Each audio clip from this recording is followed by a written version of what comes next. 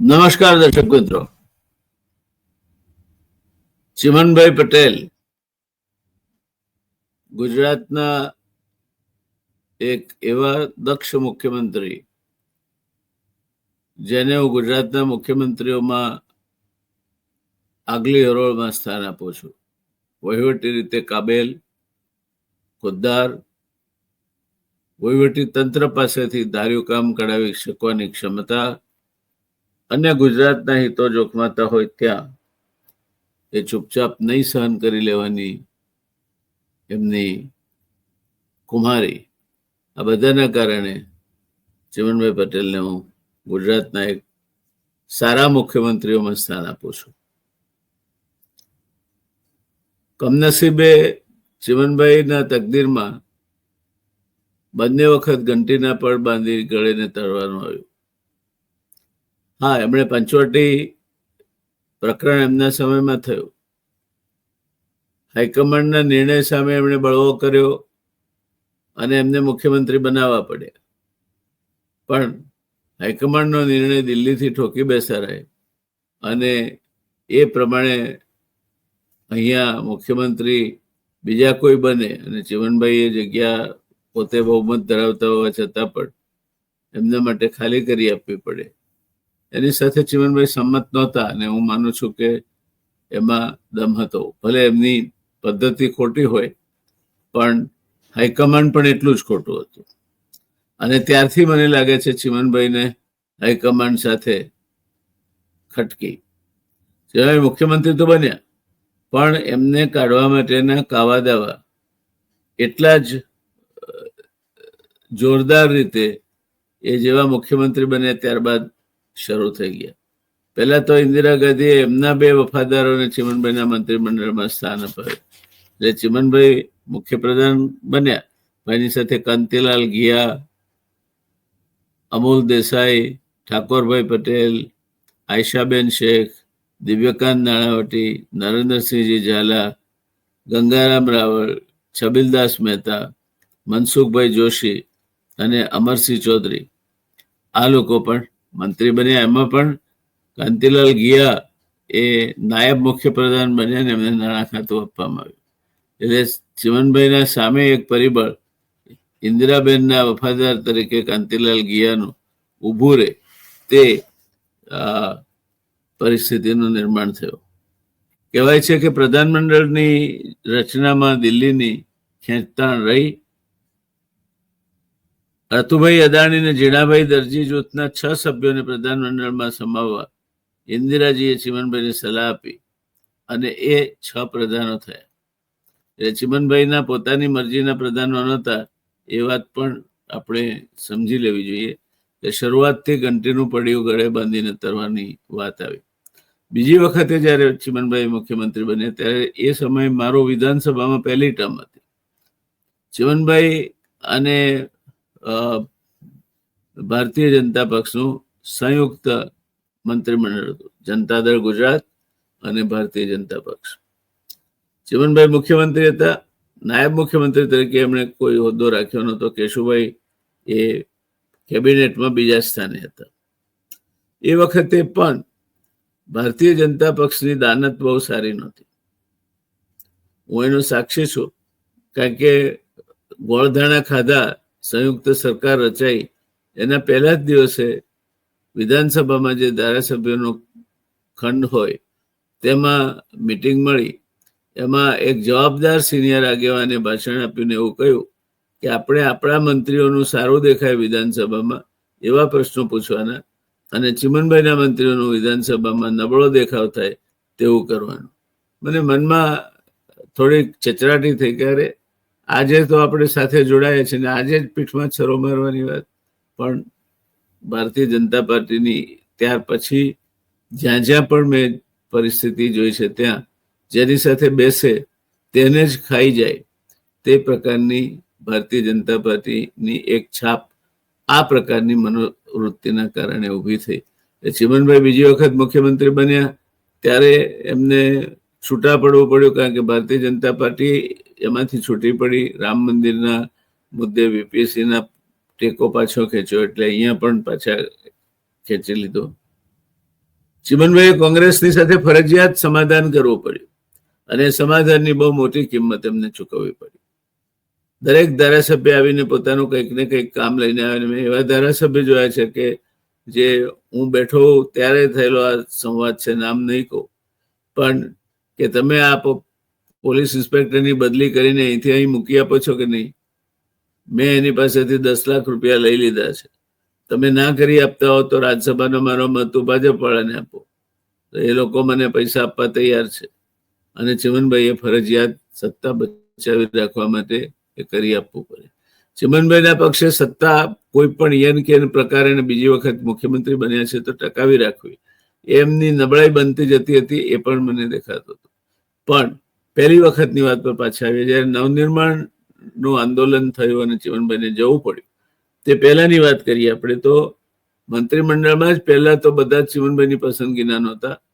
6 મંત્રીઓ જીણાભાઈ દરજી અને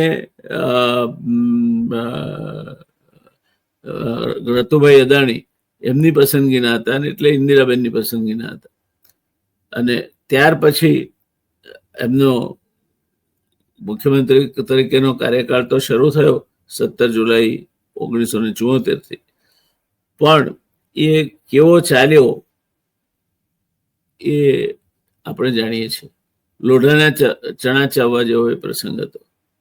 ભારતમાં તે વર્ષોમાં આમ પણ ગરમી. તે વર્ષના માર્ચમાં અનાજનો વેપાર કેન્દ્ર સરકાર હસ્તક લેવા વાત હતી, એટલે ભાવ વધ્યા ને ઉશ્કેરાટ વધ્યો, કારણ કે અનાજના ભાવ વધ્યા એટલે ઉશ્કેરાટ વધ્યો. અનાજની સંગ્રહખોરી શરૂ થઈ. એપ્રિલમાં સુપ્રીમ કોર્ટના 3 જજોની સિનિયોરિટીને અવગણીને ઇન્દિરાજીએ જુનિયર કહી શકાય તેવા ચીફ જસ્ટિસ બનાવ્યા. સુપરસેશન ઓફ જજીસના નામે એ બનાવ કુખ્યાત છે. ન્યાયનું ખૂન એમ આક્રોશ ઉઠ્યો અને આ આક્રોશને પગલે પગલે વકીલો હડતાલ પાડી. શ્રી નાની પાલખીવાળાનું આપણું બંધારણ બગડ્યું ને ભ્રષ્ટ થયું એ પુસ્તક છે. મે 22ના લખનૌમાં પોલીસ કોન્સ્ટેબ્યુલરીએ સશસ્ત્ર અથડામણ કરી અને આમ દેશમાં અજંપો અને અજંપાના મોજા ધસમસતા હતા. આ વાત કુંદનલાલ ધોળકિયા એમના પુસ્તક સમયને સથવારે ગુજરાતના પાન 83 પર નોંધે છે. પણ ચિમનભાઈને ખરી તકલીફ શું થઈ એ ચિમનભાઈએ ત્યાર પછી પોતે જવું પડ્યું. જે ભ્રષ્ટાચારનું આંદોલન થયું, અનાજના ભાવ વધ્યા, તેલના ભાવ વધ્યા, જીવન જરૂરિયાતની ચીજવસ્તુના ભાવ વધ્યા, અને એ જ વર્ષે પોતાના તરફી ધારાસભ્યોને પંચવટી ફાર્મમાં જે ગોંધી રાખવાના આવ્યા એ બનાવે. અગાઉથી પ્રજા ચિમનભાઈથી વિફરેલી હતી, એને પ્રજાને ચિમનભાઈથી વધુ વિમુખ કરવાનું કામ કર્યું. તેમાં સાબરકાંઠાની ચૂંટણી આવી અને એમાં સંસ્થા કોંગ્રેસના ઉમેદવાર મણિબેન પટેલ કોંગ્રેસના ઉમેદવાર ઇન્દિરા કોંગ્રેસના ઉમેદવારને જંગી બહુમતીથી હરાવીને વિજયી બને.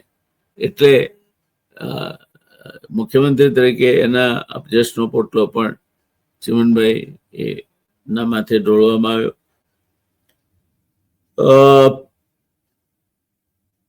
ચિમનભાઈએ જે પછી પુસ્તિકા પ્રસિદ્ધ કરી, નવનિર્માણનું એમની સામે આંદોલન થયું ને પુસ્તિકા પ્રસિદ્ધ કરી, એમાં કેટલીક વાત નોંધી છે. એ આ રાજકારણના આટાપાટા સમજવા માટે સમજવી જરૂરી છે.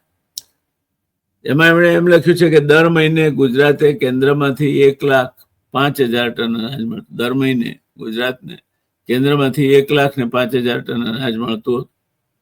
ઇન્દિરાજીની ચિમનભાઈ ઉપર ખફા નજર હતી તે જાણીતું હતું.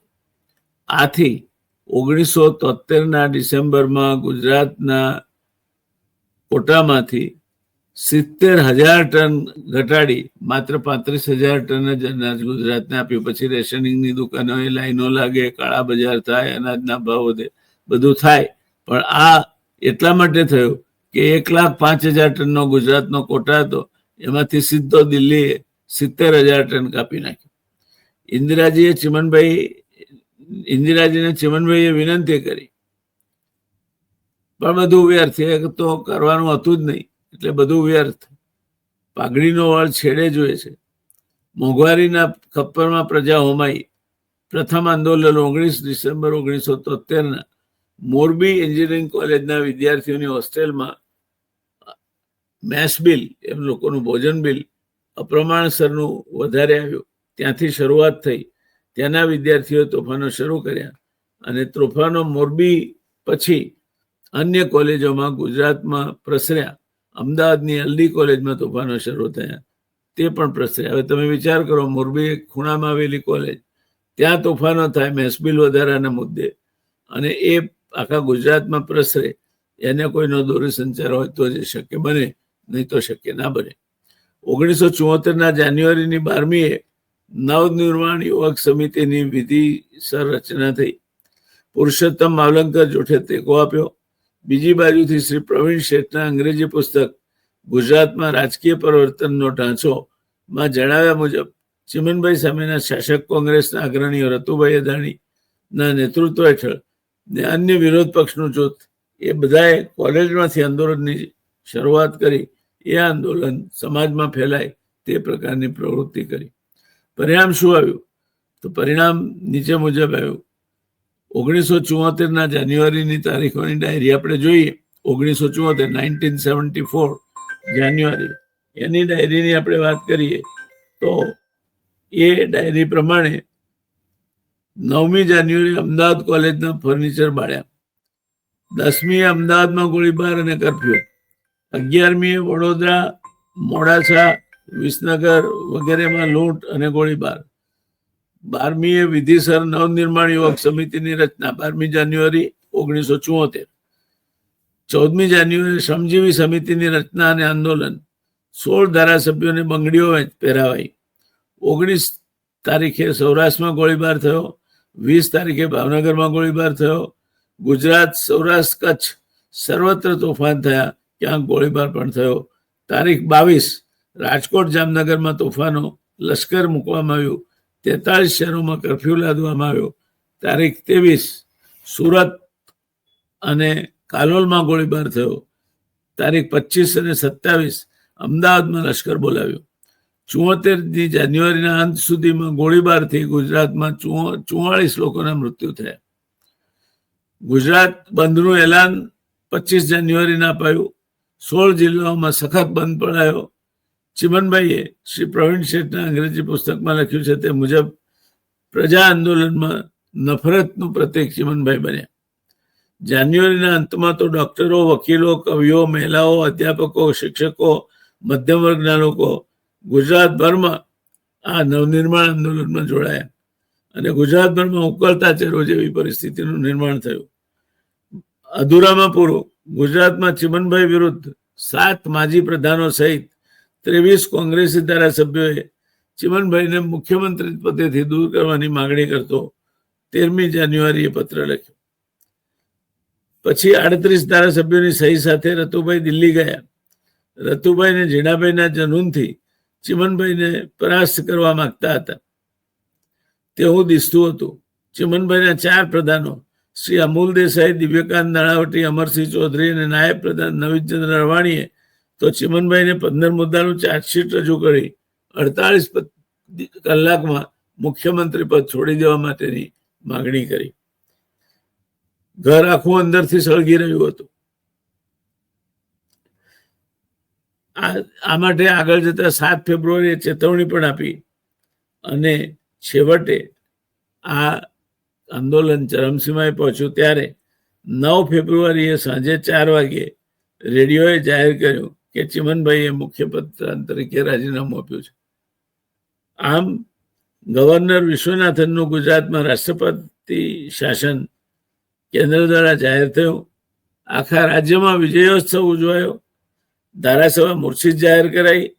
રાત્રે સરઘસો નીકળે અને રવિવાર તારીખ 10ના ભુજમાં વિદ્યાર્થીઓ હર્ષ અને ઉન્માદમાં સ્થિરથી ઉંચકીને સરઘસમાં લઈ ગયા. ગુજરાતભરમાં જનતાની જીત ગુલાલ ઉડાડતી હતી. એટલા બધા ચિમનભાઈ અપ્રિય થયા હતા. આ ચિમનભાઈ 1974માં મુખ્યમંત્રી પદેથી હટ્યા ત્યારે એટલા અપ્રિય હતા કે ભલભલી વસ્તુઓ થઈ હતી. કેટલીક અભદ્ર છે, હું એનું નામ નથી દેતો. ઠાઠડીઓ બળાઈ, ગધેડાઓ ઉપર નામ લખાયા અને ઘણું બધું થયું. એ ચિમનભાઈએ પછી કિસાન મજદૂર લોક પક્ષ કિમલોપ સ્થાપ્યો. એનો લોપ થયો અને ચીમનભાઈ લડતા રહ્યા. માણસની જે ખમીર છે, લડાયક જુસ્સો છે, એને હું બિરદાવું છું કે 9 ફેબ્રુઆરીએ આ 1974માં રાજીનામું પડ્યું, ત્યારથી માંડીને 1990માં ચીમનભાઈ ફરી મુખ્યમંત્રી બન્યા ત્યાં સુધી એ સતત કાર્યરત રહ્યા, લડતા રહ્યા, વિરોધ પક્ષનો અવાજ બનીને રહ્યા અને કોંગ્રેસના માથે શિરોવેદના બન્યા. ત્યારબાદ ગુજરાત જનતા દળ અને ભારતીય જનતા પાર્ટીનું સંયુક્ત મંત્રીમંડળ રચાયું.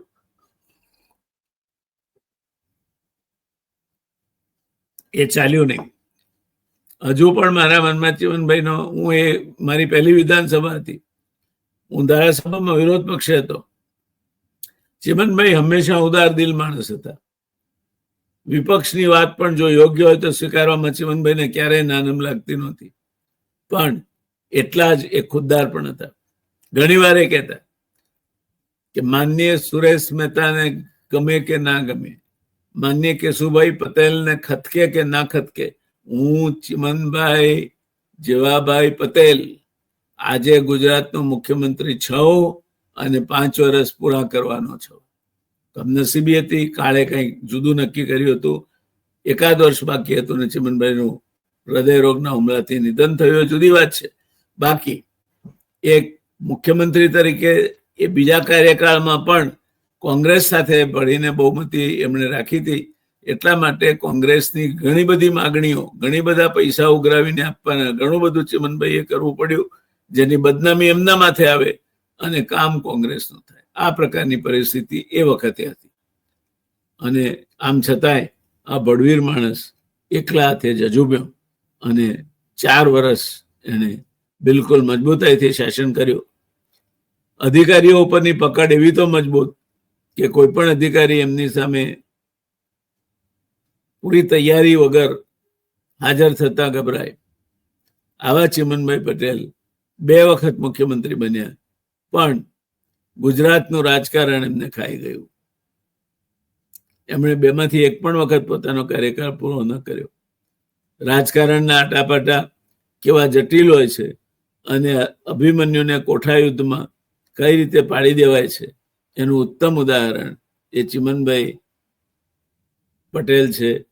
અને ચીમનભાઈ પટેલ એ ગુજરાતના એક એવા મુખ્યમંત્રી, કમનસીબ મુખ્યમંત્રી જે કાબેલ હોવા છતાં બંને વખત મુખ્યમંત્રી બન્યા ત્યારે એમની સામે એવા વિરોધી પરિબળો અસ્તિત્વમાં હતા કે એમણે છૂટા હાથે રમવાની એમને તક ક્યારે પણ ન મળી. જો એ મળી હોત તો કદાચ ગુજરાતનો ઇતિહાસ જુદો હોત. પણ આ રાજકારણ છે અને રાજકારણમાં અભિમન્યુને ક્યારે 7 કોઠામાં વચ્ચે ક્યાંક રોળી નખાય છે એનું ઉત્તમ ઉદાહરણ એટલે ચીમનભાઈ પટેલ છે. ચીમનભાઈ પટેલને ગુજરાત હંમેશા યાદ રાખશે. એમની બાકીની ઘણી બધી સિદ્ધિઓ છે, પણ નર્મદા યોજના માટેની એમની પ્રતિબદ્ધતાનો હું વ્યક્તિગત રીતે સાક્ષી છું અને ચીમનભાઈ પટેલની નર્મદા માટેની પ્રતિબદ્ધતા બદલ જેટલું કહીએ તેટલું ઓછું છે. ચીમનભાઈને મારી પણ શ્રદ્ધાંજલિ. ધન્યવાદ.